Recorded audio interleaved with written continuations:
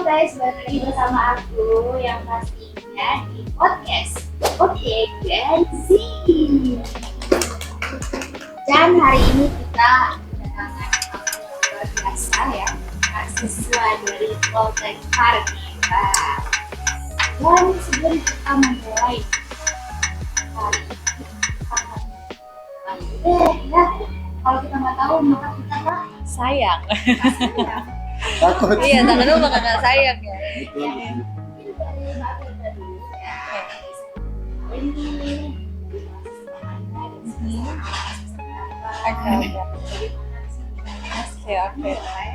Oke. Hai teman-teman podcast.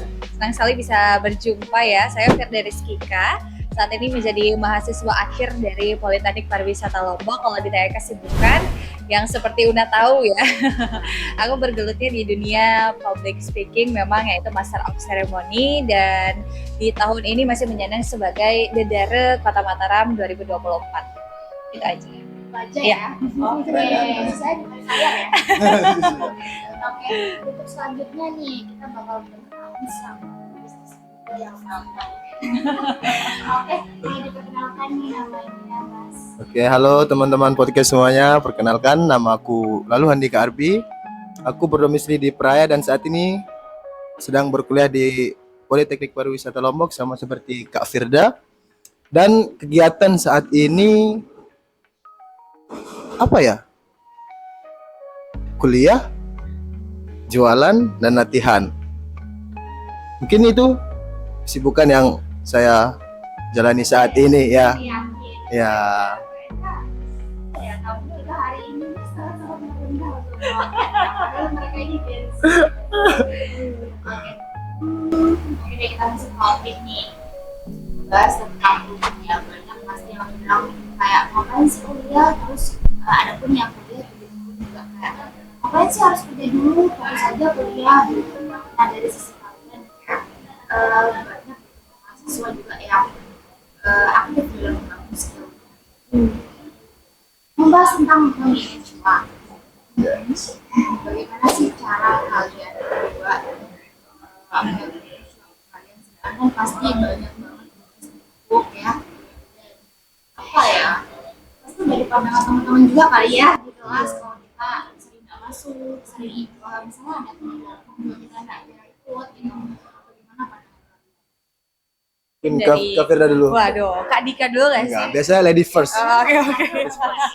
Gen Z memang seperti itu. Iya, suka saling ngoper satu sama lain ya.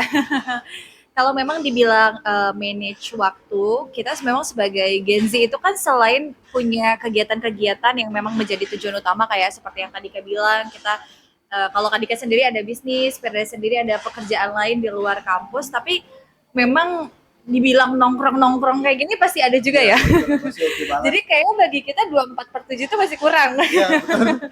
Kalau di dunia ini ada 42 jam baru lah itu waktunya Gen Z ya. Kalau yang jadi pertanyaan, bagaimana sih cara memanage waktu?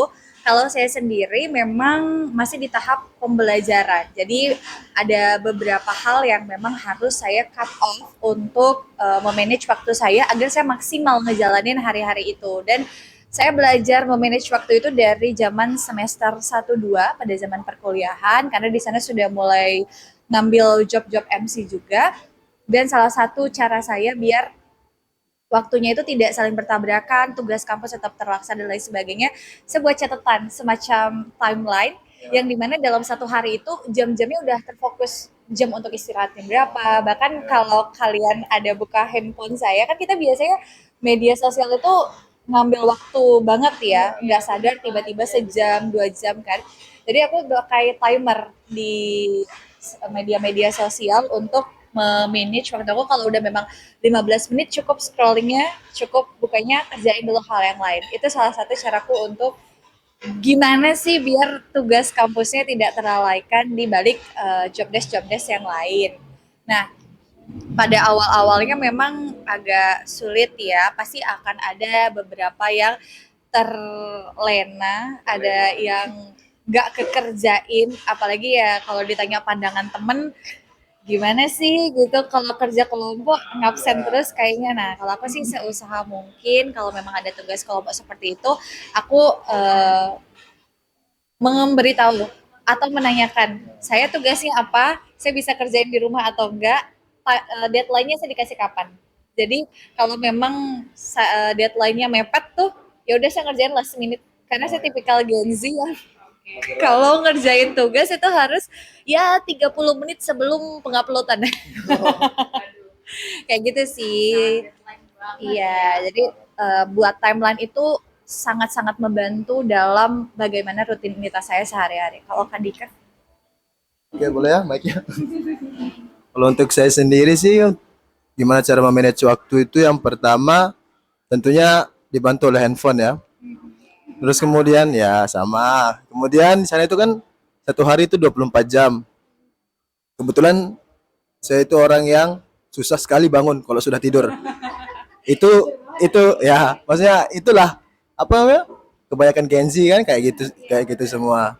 Cuman di sisi lain tuh saya mikir eh, sampai kapan sih gitu? Sampai kapan sih saya kayak gini terus? Dari sana coba scroll-scroll sound alarm gimana? Oh, ini ada alarm yang tahu nggak ini alarm yang Bakaran. ya alarm kebakaran. Ya, Boleh dicontoh nih. ya seperti itulah. Nanti lah kita cari ya. Alarm kebakaran itu kita set jam anggapannya itu bangun jam 5 lah. Jam 5.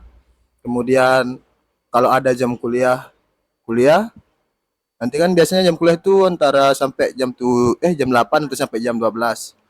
Nanti kemudian eh, apa namanya? Lanjut buat produk gitu. Kayak jamu yang ada di depan kita ini. Lanjut buat produk, kemudian nanti sore jam 4 atau jam 5 itu latihan. Nanti kadang latihan nih bisa 2 atau 3 jam sehari. Itu yang buat apa ya? Itu yang buat kita nggak bisa terlalu begadang lah. Udah terlalu capek latihan. Kemudian kita mau scroll-scroll TikTok tuh paling kayak sebenarnya bisa, cuman badan ini sudah nyerah duluan gitu. Kalau dari saya sih itu aja. Yakin ya. Ya yakin nanti lagi. Dari makanan aja yang beraturan. Ya. Juga kalau kita harus beraturan. Ngebahas tentang kuliah dan pengalaman. Kan depan samping ya. Samping. Di samping saya ini banyak banget pengalamannya jadi insecure deh. Aduh. Ya. Kan ada anomali-anomali yang bertanya ngapain di kuliah segala macam gitu. Menurut kalian di sisi kalian kuliah sangat penting nggak sih pengalaman misalnya kayak ya mulai dari sekarang mulai magang mulai kerja gitu. Karena kan banyak tuh mahasiswa sekarang kayak masuk gitu kan ya. Ya. Kayak, udah habis itu Ya yang saya ya. ada selesai habis itu pulang langsung habis itu tidur. Ya. Nah, gitu, selesai gitu. Kak, ini atau Kak Dika dulu aja. oh, ya, boleh. Kalau dari saya sendiri sih eh, apakah kuliah itu penting ya penting gitu. Maksudnya apa ya? Di sana itu tempat kita berpikir dewasa. Kan di SMA dulu kita diajarkan ya udah kalau sekolah sekolah tok gitu. Maksudnya nggak ada lagi kayak apa namanya cerita dari orang-orang yang sudah berpengalaman banyak atau apa. Kemudian kalau di kuliah ini ya sangat penting dan kemudian relasinya yang sangat banyak itu makanya kenapa itu kuliah itu penting. Kalau ada dari kayak dibilang Kak Una tadi anomali-anomali bilang banyak ngapain sih ngapain kuliah gitu. Yang saya sendiri dapatkan sebenarnya dulu jujur saya sendiri nggak mau kuliah gitu. Cuman bingung antara pilih Poltekpar atau Unram Universitas Mataram. Kemudian oh coba dah itu saya jalanin di Poltekpar. Oh ternyata banyak banget apa namanya pengalaman terus relasi yang saya dapatkan dari sana. Ya sesuai. Kalau untuk ini karena kayaknya agak mungkin nggak sih dari jurusan Dibilang melenceng karena nggak ya? MC dari MC ke Ke pariwisata, usaha perjalanan wisata. bagaimana tuh Kak Firda? Aduh, dibilang melenceng memang enggak juga karena kalau di dunia pariwisata seni berbicara itu perlu Yes, juga ya, betul. apalagi kalau di UPW sendiri kan nanti dia larinya ke tour guide Oke. ataupun tour leader dan lain sebagainya. Jadi mau nggak mau kita juga harus bagaimana cara berbicara di depan tamu kita, atau kita juga mau menjualin paket wisata yang kita buat itu kan sama klien harus tahu juga ya bagaimana cara-caranya. Nah, kalau bahas tentang kenapa saya kuliah, karena ternyata ketika saya melanjutkan pendidikan di dunia perkuliahan itu saya baru mendapatkan jati diri saya yang ternyata bisa. Ternyata Firda bisa loh sebagai MC, ternyata Firda bisa loh berbicara di depan kamera, di depan banyak orang. Itu malah baru tahunya itu pada saat kuliah. SMA tuh belum begitu dapet gitu jati dirinya. Iya kan ya? Kamu kan tahu saksi hidup aku seperti apa. Karena aku Alexandra itu sebenarnya Satu. satu sekolah Iya. dan aku melihat tidak ada pergerakan selain Paskibra dulu. Betul, lu jiwa paskib banget. Jadi kalau ngelihat saya mungkin Bendera lah ya. Enggak panggilan bendera. iya, dan ternyata melanjutkan di dunia pendidikan ya lebih tahu banyak ilmu dan ternyata bisa menemukan jati diri, seraknya di mana, nyaman diri kita mengerjakan sesuatu itu di mana, dan paling utama sebagai wanita, apalagi kan wanita masih ada nih yang berpandangan besok mah juga jadi istri aja, jadi ibu rumah tangga, ngapain sih berpendidikan tinggi-tinggi ya kan gitu. Kalau bagi saya itu rasa-rasanya pemikiran yang harus di-cut dari pemikiran kita karena pendidikan itu penting, pendidikan carilah pendidikan setinggi-tingginya agar kamu tidak bisa diremehkan oleh orang lain. Karena sebenarnya seorang ibu itu adalah 15 bulan. Aduh, Jadi ustazah ini. ini ke bawah kayaknya. Gak apa-apa, gak apa-apa, gak apa-apa. Belajar, kita sama-sama belajar ya. Karena benar, seorang ibu tuh maksudnya akan menjadi madrasah untuk anaknya. Iya. Madrasah utama. Betul, jadi itu pendidikan itu selama kita masih bisa mencapainya, selama tidak ada halangan, selama masih ada waktu, kesempatan untuk dapat mencari ilmu setinggi-tingginya. Karena sekarang kalau dibilang membahas tentang pendidikan gak cuma di perkuliahan, sekarang autodidak pun bisa. Kamu kalau kayak Kadika belajar jamu kayaknya searching-searching juga di Google. Firda juga belajar dunia per MC-an masih sering lihat-lihat di sosial media gimana sih caranya, bagaimana cara belajarnya. Gitu sih. Jadi untuk teman-teman Gen Z yang mau belajar di luar ilmu yang sedang dijalanin sekarang dengan teknologi, rasa-rasanya tidak ada yang tidak mungkin selama kamu mau mencoba. Ya satu niat. Niat ya. Ya, niat. Ya satu itu aja Tidak niat. mau lebih niat. Ya benar sekali. Kita dari tadi di ulti Iya betul kan. ya. Setuju sama. Agensi. Nggak apa-apa. Ya. Jadi gimana ya kalau dari aku juga ya Kak ini ya izin. Nah, Aku juga kan sibuk di bidang nyanyi juga ya. Selain bidang nyanyi, aku juga sekarang udah ngonten nih. Yang pastinya kayak aku sebenarnya punya waktu gitu. Aku punya waktu dan aku merasa aku kalau beralasan nggak punya waktu itu ya bohong gitu.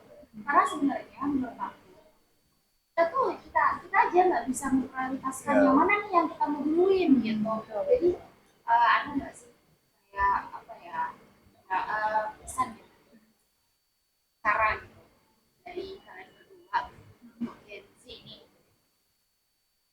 Oh kalau cara udah dia berarti kita sebut kesalahan aja deh. Aduh. Kesalahan aja deh. Kesalahan terbesar nih yang pernah terjadi mungkin di Kak Firda, di Kak Dika atau teman-temannya yang pernah berpengalaman. Peran besar apa sih Gen Z ini dalam mengatur bangunan? Oke.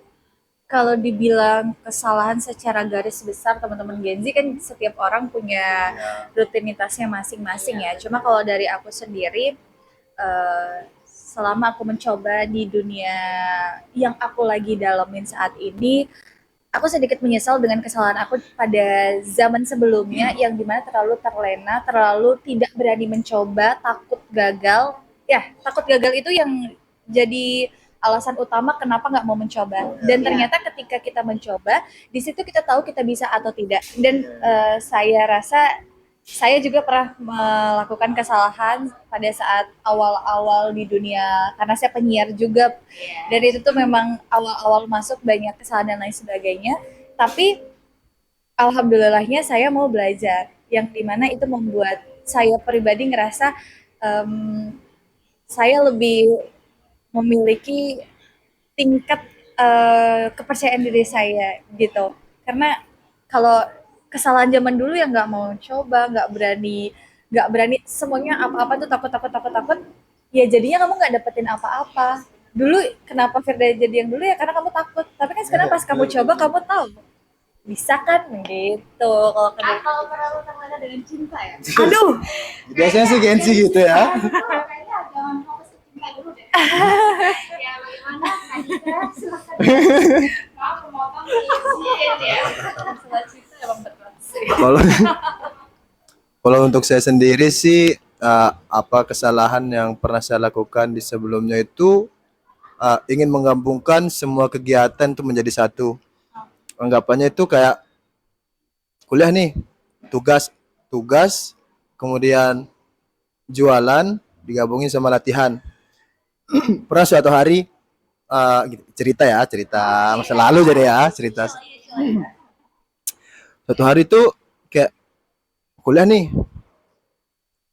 kuliah, jualan, latihan sampai ini sampai apa namanya sampai badan nih sudah kayak apa ya? Wah, aku capek gitu. Wah, istirahat dong, ya istirahat dong. Tapi ego kita itu kayak itu yang kita kalahin gitu. Oh ya, terus terus terus terus. Ternyata kena tipes waktu itu. Maksudnya ya langsung sakit. Ya betul. Kalau belum tipes waktu itu di rumah sakit mikir, emang setiap orang itu sih ada porsinya masing-masing gitu. Kita memporsir diri kita, kemudian tahu batasan kapan kita harus stop dan kapan kita lanjut lagi. Itu sih kesalahan yang menurut saya sangat fatal di dalam kehidupan sebelum-belumnya. Ya betul. Apa sih yang Gen Z nggak mau gitu? Iya benar. Gen Z tuh suka kayak gitu memang. Dia pengen A tapi dia untuk mencari agak oper-operan ya. Untuk mencapai yang A dia inginin tuh kalau bisa lewat jalan B sampai Z, why not untuk kita coba sampai Z dulu baru ke A gitu kan ya. Itu deh endingnya tipes asam lambung. Kalau aku sih kena di hawa-hawa Gen Z ini yang pertama asam lambung. Iya, asam lambung. Kamu tapi kopi ya? Rasa ketinggalan. Iya karena itu obat stres. Iya betul. Stresnya Gen Z kopi. Ya, kopi. Oke, oke. Jadi selain dari kuliah, skill itu Penting banget, penting banget. dan aku juga benar-benar merasa seperti itu. Aku dulu pernah insecure Kak sama temen-temenku kayak mereka dapat IPK yang sampai 4 koma. Jadi kayak kalian tuh belum waktunya udah 4 gitu loh. Sedangkan aku masih 3, 5, 3, 6 gitu. Dan aku benar-benar pasti sama komentar temanku kayak itu ngomong gini, kamu tuh bagus loh, kamu gitu, kamu tuh udah punya skill di luar kuliah gitu. Sedangkan kita cuma organisasi yang ada di dalam aja gitu. Kita belum benar-benar menghadapi dunia luar itu seperti apa gitu. Jadi kayak dari situ aku benar-benar kayak bangun dari itu, wah, itu aja ya, aku sih saya insecure sama hal-hal yang seperti itu gitu. Tapi dari situ ya, kelebihannya mungkin kayak kita ini ya easy. Kita lebih dimudahi dengan dosen. Kayak gimana ya? Kayak kenali lah ya. Bagaimana Kak Dika? Betul. Kan? Jadi izin ya, ini rahasia sebenarnya. Tapi ya. Aduh. Nah, ini bumbu dapur perkuliahan kan ya. Iya. Jadi karena dari orang ke orang gitu ya, aku ikut lomba gitu kan. Dari aku SD, aku SD itu pertama sampai aku SMA, akhirnya ada tahu ya. Itu aku benar-benar bukan orang dari awal bilang dari situ dimudahkan dengan dosen. Iya, alhamdulillah. Jadi kayak tapi di sisi lain kayak ya kita balik lagi ya ke teman-teman kita, ada yang nggak suka, ada yang suka Ya. gitu gimana. Ya Ya, betul sekali. Betul betul. Kalau itu udah di Banyak itu udah ya. di luar kendali kita Iya. sih untuk bagaimana orang memandang kita, karena saya rasa skill yang Una punya dan juga pengalaman bisnis skill yang Kak Dika punya pun belum tentu saya bisa miliki, belum tentu orang lain bisa miliki, dan sometimes orang-orang yang kita tidak bisa kontrol itu menganggap itu sebuah keirian hati. Dan kita gimana gitu kan Ya, mau berkata gimana apa? gitu. Misalkan setiap orang tuh punya skill masing-masing lah. Jiwa bisnisnya gitu keluar deh. Ya emang betul. Berarti kalau jual bisnis itu lebih besar dari kita kenaikannya. Karena menurut aku orang pembisnis itu udah siap jadi owner. Ya betul. Benar. Cuman manage waktu itu susah banget. Kalau dari apa ya, kalau di dunia bisnis yang sudah saya rasakan ya sebelum-sebelumnya, saya sempat waktu itu waktu SMA jualan kaos kaki, maksudnya jual apa yang bisa dijual gitu. Ya itu yang barang yang sudah jadi. Kemudian saya coba untuk menjual produk yang saya buat sendiri, itu lebih memakan waktu banyak. Yang pertama, terus yang kedua harus pinter negosiasi sama emak-emak di pasar. Itu kayak apa ya? Poin penting lah gitu. Skill yang sangat sulit diperlihatkan. Ya. Iya. Menawar di pasar. Menawar harga, dan ini Kayaknya- harus menghadapi tawaran mama-mama. Tadi aku udah kelihatan denger suaranya Kak Dika nih kayak gitu ya. Seruput dikit ya. Iya, aduh. Aku lagi minum dulu Kak Dika. Iya, aduh tapi saya agak penasaran sama yang di depan saya. Ini produk tangan laki-laki Kak Dika nih. Saya boleh cobain ya jamunya ya. Bukan, tapi Boleh. Ini saya minum aja Oh, dulu es iya. batunya, airnya. Minum dulu deh, oke. Ini jamu apa nih kalau boleh tahu Kak Dika? ini jamu kunyit asam. Kemudian kenapa sih saya menjual jamu kunyit asam? Coba pikir nih, biasanya kan Gen Z tuh jarang yang suka minum jamu. Yaps. Oke. Karena yang pertama rasanya yang pekat, Dari nuang jamu aja udah barista banget Iya, sih barista. kalau kata saya. ya Cobain ya. Cheers. Cheers. Yoi. Cheers ya. saya seruputin aja ya. Boleh komen nggak? Boleh. Kayaknya aku jawab banget kan. Iya. Apa?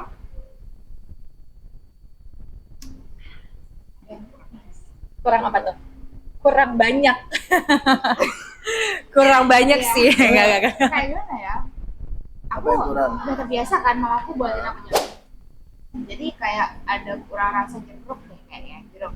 Ditaruh jeruk nipis ya biar lebih ngerasa. Kayaknya ini kita cuma beda taste. Oke. Karena kalau aku biasa minum jamu malah aku suka yang seperti ini nih. Ini nggak ada sisa-sisa serbuk. Kamu pernah kan minum Iya, jamu iya. yang Yang serbuknya ada itu serbuknya. berasa banget di Apa ya? tenggorokan. Sari. Sari.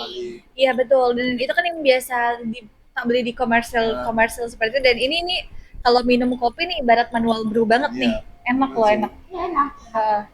Cuma mungkin kalau Udah Una bikin tipikal kayak- yang butuh jeruk ya. Ah. Kalau aku ini udah oke banget sih. Tapi satu sih nggak bikin nyetrok di tenggorokan. Biasanya kan serbuk-serbuknya tuh bikin kita kayak gimana gitu. Iya, itu yang buat banyak perempuan nggak suka jamu sebenarnya Iya. menurutku ya. benar. Kayak Ini sih cerita dikit ya. oke boleh. Kemarin ada oh ya sorry kemarin sih ada customer gitu. Seruan nih kayaknya. Maksudnya nih customer dari Lombok Utara, Mataram, Lombok Timur gitu.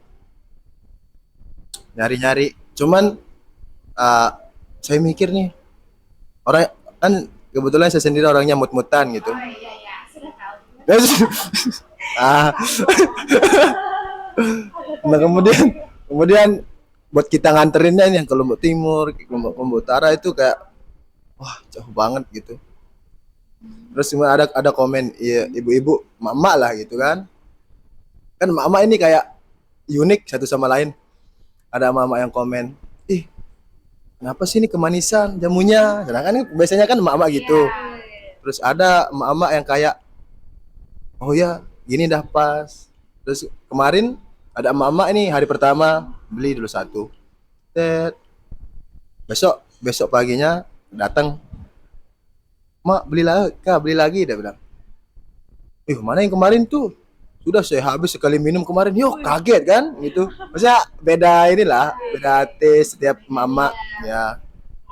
Rasa orang Iya. Betul. gitu kan. Wah, ini enak sih. Jujur enak. Enak jujur. Enak banget, enak banget. Tidak menyemprot-nyemprot. Iya. Sanggal ya. Sanggal. Tapi iya, kalau teman-teman Gen Z yang lihat dari segi packaging pun berasa banget ini bisnis owner Gen Z ya. Cuma kalau dari Kak Dika menerima banget masukan-masukan Iya, seperti betul. itu. Sangat menerima untuk Iya. jadi evaluasi apa namanya produk-produk selanjutnya. Iya, benar-benar. Begitupun di dunia kita ya, maksudnya di dunia depan layar seperti ini, Una juga di basicnya di komunikasi, kita juga harus menerima kritikan-kritikan orang seperti apa dan juga netizen iya, mungkin kalau kamu lebih ke bisnis tentang jamunya seperti apa. Nah. Kalau saya mungkin itu suara kamu tuh kurang powerful. Iya benar. Ini gimana kan itu memang kita akan mendapatkan kritikan-kritikan itu, tapi Gen Z kamu jangan ngerasa itu tuh jadi sebuah keciutan Tuh merasa kayak langsung down kan. Iya, pikiran seminggu. Bener-bener, aku dulu kayak gitu banget. Cuma sekarang aku coba mengelola perasaan itu sebagaimana kayak ini tuh dijadikan masukan biar kamu tuh jadi lebih baik lagi kan ya. Dan ini nggak sih, itu nggak sih kalian kayak melihat teman atau di sosmed ya kayak wah dia udah jadi ini, wah dia jadi itu, dia jadi itu. Pernah nggak sih kalian melihat jauh gitu? Tentu saja pernah. Kalau untuk saya sendiri ya Iya. gitu. Satu hari saya sendiri apa namanya ditawarkan menjadi seorang apa namanya? Oh iya kurang sound ya. Suatu hari. Ya tolong editor. Editor ya. Iya. Oh iya boleh. Sorry. Iya, nggak apa-apa, saya pengen nggak apa-apa kok tadi. Kita ngapain sih? Lanjut. Sempat ditawarin apa namanya? Kayak jadi abdi negara. Terus saya itu orangnya yang apa? Yang nggak bisa dikekang. Cuman yang nggak suka lah gitu. Ya.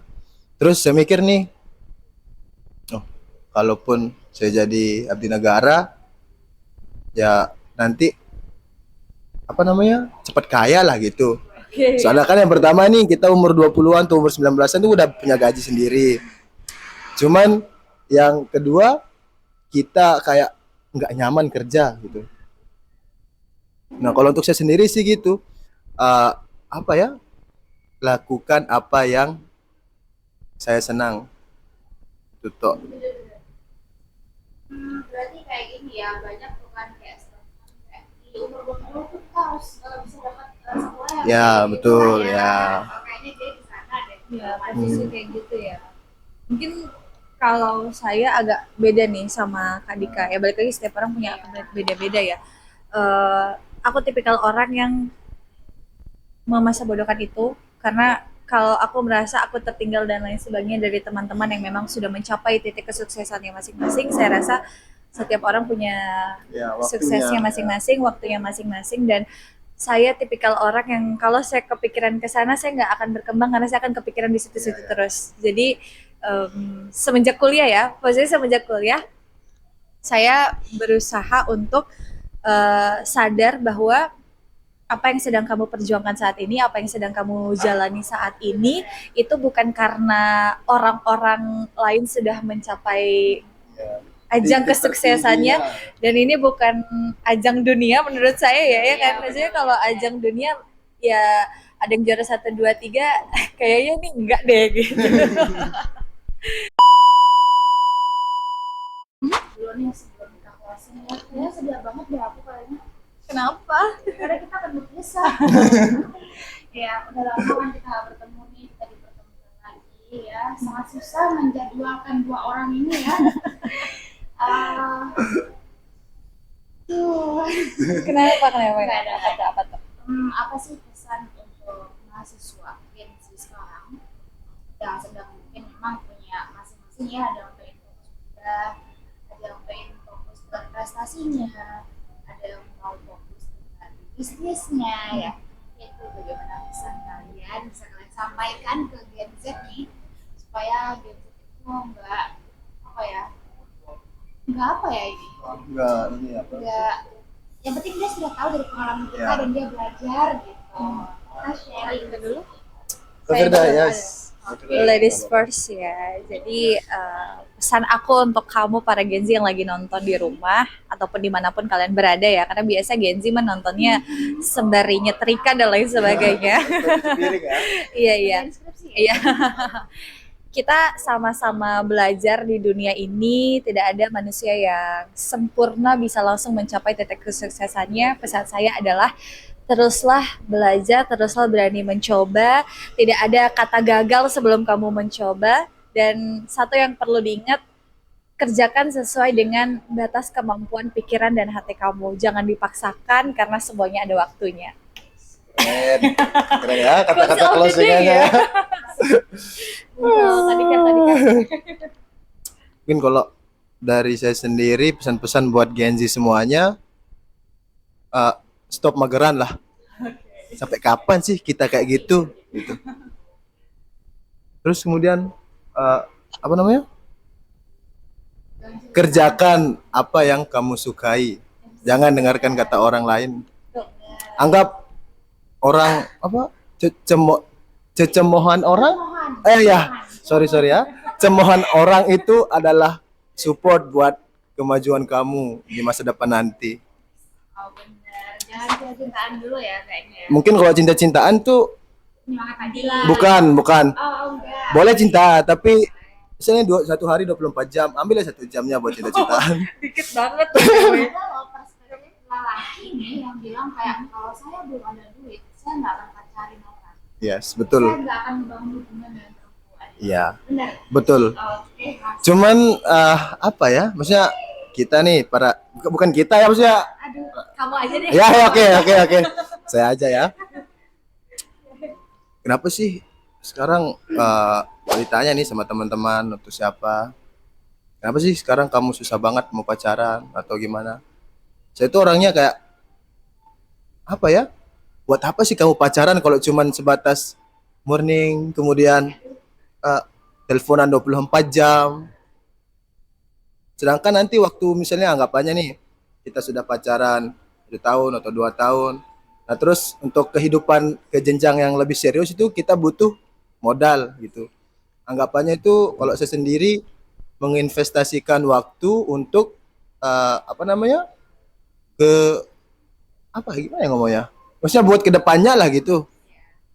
Emang betul sih tadi yang katanya saya enggak mau pacaran kalau belum ada duit. Betul. Ya. Oh, kamu duluan. Oke, kayaknya Enggak. Tapi memang gini, kalau memang udah bahas tentang perasaan dan juga cinta-cintaan ya untuk masalah Gezi, tidak ada yang larang. Saya rasa selama itu bisa disupport untuk kamu. Tapi kalau kamu udah sampai di masa hubungan yang lumayan cukup toksik yang sudah tidak bisa membuat kamu berkembang, saya rasa nanti dulu aja, stop dulu aja.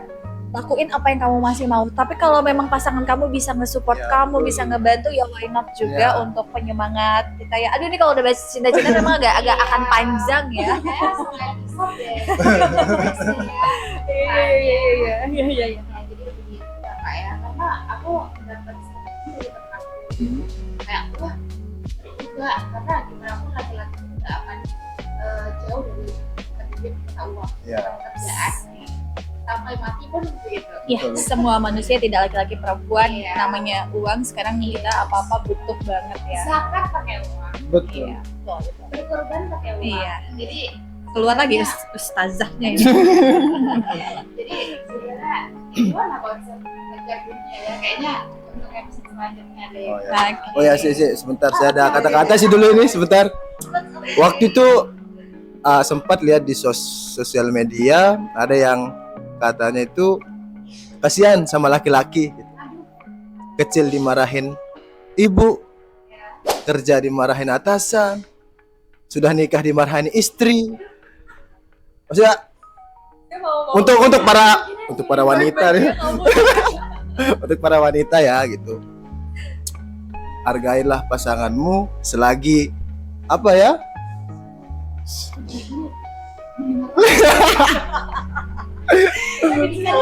Lagi curhat. Gimana? Hargailah pasanganmu selagi itu membuatmu apa ya, yang mensupportmu untuk masa depanmu yang lebih indah. Lalu Ini Dika. itu sih. Coach ya, lalu HDBI.